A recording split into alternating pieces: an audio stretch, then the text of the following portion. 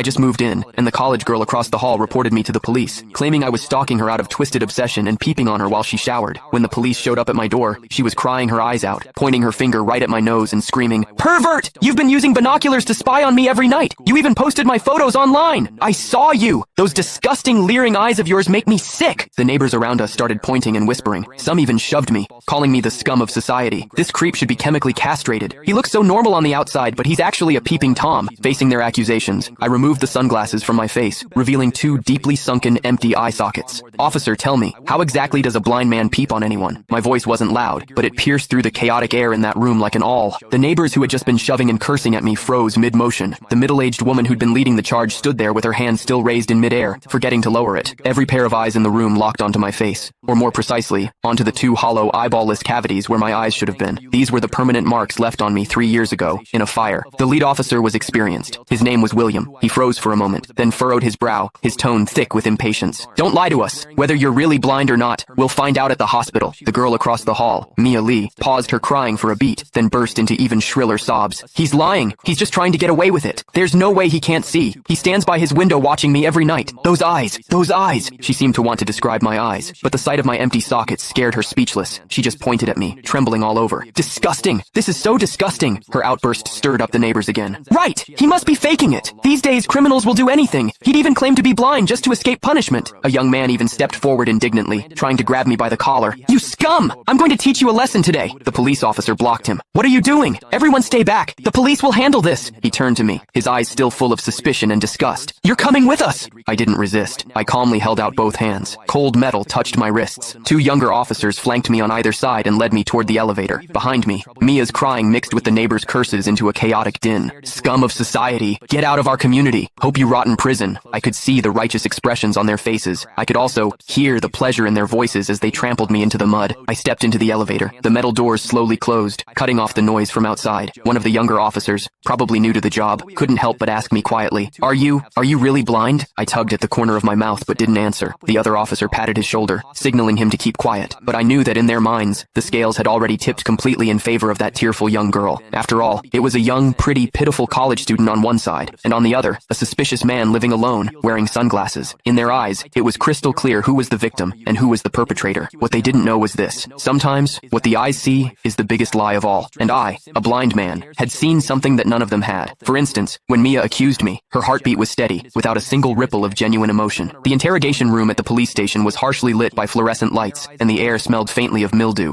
I sat on a cold metal chair. Across from me were William and a female officer. Click the link in my bio to get the full story for free.